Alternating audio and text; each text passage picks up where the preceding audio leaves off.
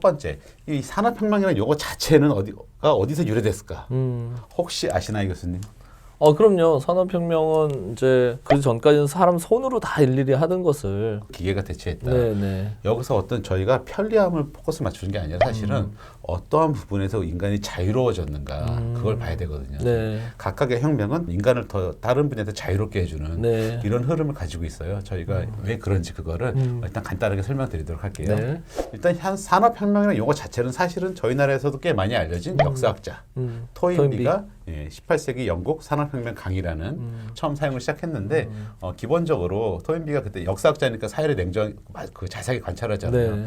토인비의 눈으로 볼 때 사실은 공학 엔지니어는 아니지만은 이런 기술들이 어떤 새롭게 등장하면서 네. 이것 때문에 경제와 사회 체제가 바뀌고 있구나. 근데 그 바뀌는 정도가 그동안 찾아볼 수 없었던 만큼 급격하게 변하고 있다. 그래서 이건 혁명이 아닐까라고 이름을 붙인 거고 1차 산업혁명은 전기기관이 이제 수동이 됐는데 한마디로 이게 새로운 동력이 나온 거예요. 자연의 힘을 빌리는 어떤 동력은 있었지만은 조건이 굉장히 제약적이었죠. 예를 들면 뭐 화력, 비 오는 날은 못 써. 수력, 물 가까이 있는 데는 못 가. 네. 그러니까 뭘 하려면 강으로 가거나 아니면 비가 안 오거나 이래야 되는데 맞아요. 전기기관이라는 개념이 발전되면서 인간이 비로소 원하는 시간에 원하는 장소에 그 필요한 동력을 생산할 수 있는 사실 이것이 굉장히 중요해진 게 그럼으로써 어떤 생산의 어떤 방식과 장소가 바뀐 거예요. 큰 강 옆이나 아니면 날씨가 건조한 이런 곳에서 어떤 내가 원하는 더 편리한 곳으로 토인비가 말했듯이 네. 기술적인 변화는 항상 저희가 사회 경제학적인 변화를 가져오는데 가장 극적인 것이 이 1차 산업혁명을 통해서 인류가 드디어 이 멜서스의 덫에서 탈출할 수 있다. 즉 그 인구가 늘어남에 따라서 이제 식량 수급이 따라가지 못하기 때문에 이제 인류가 멸망할 것이다라는 어떤 슬픈 예견이었는데 직각형 그래프가 보이잖아요. 네. 사실 저희가 뭐 사회과학자이긴 하지만 자연현상과 사회과학을 더 통틀어서 저렇게 직각적인 변화를 일으키는 현상은 사실 드물죠. 그렇죠. 저 그래프를 보시면 저게 사실 인류의 숫자예요. 저 밑에 수평한 기간이 거의 10,000년이거든요. 네. 1만 년 동안 인류의 숫자는 거의 변하지 않았어요. 특이점을 중심으로 해서 굉장히 이제 확 수직이 일어나는데 저때 어떤 변화가 일어났냐면요. 산업혁명이. 그렇죠. 정확하게 보셨습니다. 와트의 전기기관이 나오고 네. 새로운 동력이 나옴으로써 레일로드, 어떤 운송수단이 발달하잖아요. 네. 그러니까 생산이 발달하고 그것을 운송할 수 있게 되니까 사람들이 확장을 할 수 있게 됐고 네. 또 사람들이 확장을 하다 보면 사실 또 낯선 환경에 접하면 그동안은 많은 그 모험가들이 이제 인류가 확장성에 제약이 있던 게 의외로 동력이 아니라 병균이었거든요. 특정 지역에 가서 적응을 못하거나 새로운 병균으로 이제 사망을 하는 경우가 있는데 3대장 와트 엔진과 레일로드, 점스웨어리 즉 세균학이 등장하기 시작합니다. 즉 이 세 가지가 다 결합이 되면서 동력과 운송과 세균 그 어떤 병균학이 발전하면서 사람들이 팽창할 수 있게 되고 인류가 비약적으로 증가하게 되는 것이죠. 즉 1차 산업혁명은 단지 편리함을 넘어서서 인류가 말 그대로 어떤 그 지속적인 가능성이 있구나. 앞으로 그 어떤 발전이나 계획을 세울 때 인간은 계속 인류는 증가한다는 전제를 세울 수 있게 된 거예요. 맞습니다. 그래서 굉장히 어떤 중요한 변화를 볼 수 있고요. 재밌네요. 저희가 4차 산업혁명에 대해서는 분분한 의견이 있는데 4차 산업혁명 자체를 주창하신 클라우스 이제 슈밥이라는 분은 당연히 있다고 그러죠. 네. 뭐 이 변화의 속도나 범위 등등을 고려하면 우린 지금 세계적인 전환기에 있다. 만만치 않은 반론으로는 사실은 굉장히 역시 유명한 로버트 고던이라고 굉장히 유명한 사학자이신데 이분은 과학적으로 접근을 해요. 야, 혁명이라면은 그 1차나 2차는 확실히 뭔가 딱 인류가 변한 느낌이 되는데. 있잖아요. 이분은 그 미국의 그 어떤 생산성 증가율을 본 거예요. 그래서 저렇게 빨간 부분은 그 혁명 시기인데 확실히 올라갔어요. 근데 3차나 4차 시기엔 그런 게 없다. 즉 사실 이런 그 생산성의 증가나 효율성의 증가 입장에서 본다면 4차는커녕 3차도 지금 뭐 있는 거? 왜냐면 뭐 컴퓨터 이런 것들 다 이미 50, 60년대 개념 다 나온 거고 디지털 60년대에 나온 거고 그냥 어떤 특정한 2차 혁명의 고도화가 아니냐 심지어 이런 말씀까지 하실 정도로 이분 혼자서 그렇게 말씀하시는 게 아니라 뭐 제레미 리프킨이라는 역시 이제 저명한 경제 사회학자인데 역시 이분 역시 슈밥이 제시한 어떤 속도나 범위 이런 건 주관적이다.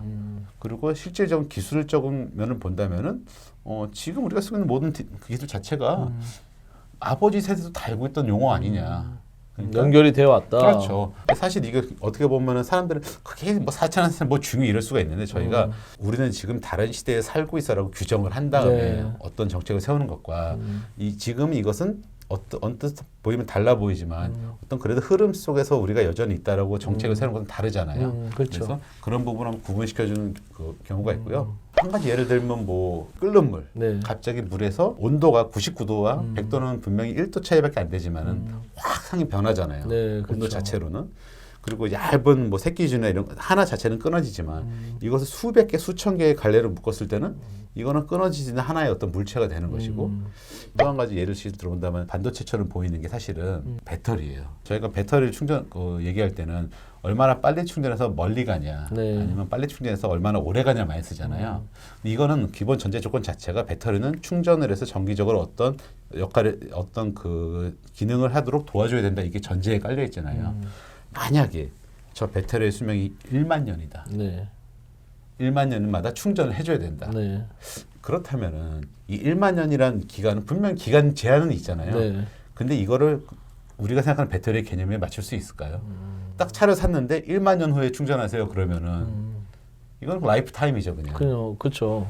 분명히 명목상의 제한은 있지만 배터리 성격이 완전 바뀌는 거죠. 네. 저희가 어떤 그 혁명이라는 것을 그 아까 말씀드린 대로 동시대에 살고 있는 사람들의 관찰은 쉽지 않고 또 개별적인 요소를 일일이 관찰해서 저희가 통합할 수는 없지만 이런 많은 변화들이 총합이 임계점을 넘어서는 순간에 모두가 전에 다른 어떤 그 느낌을 받는다면은 그것은 저희가 어떤 일정 부분에 대해서는 혁명일 수도 있지 않을까 그렇게 정의를 드리고 싶습니다. 아, 너무 재밌네요. 아, 저도 갑자기 그 말씀을 듣다 보니까 예를 들어 1차 산업혁명 때 어떤 공간이 내가 여기서 있는 물건이 다른 곳으로 이제 옮겨지게 되는 어떤 공간의 축약 같은 느낌이 생긴다면 그렇죠. 3차 산업혁명 시대에서는 가상 공간이라는 게 생겨서 뭐 예를 들면 사업을 하기 위해서는 오프라인 스토어를 하나 열어야 되고 거기서 사람들한테 물건을 팔다가 가상 공간에서 이제 물건을 팔 수 있는 시기가 오면서 이 공간의 축약을 넘어선 공간의 확장이 빵 일어난 것 같아요. 그래서 마치 나는 예전에는 뭐 부동산 돈 다 임대료를 내고 사야 됐던 그 공간이라는 개념이 그렇죠. 가상으로 가면서 그렇죠.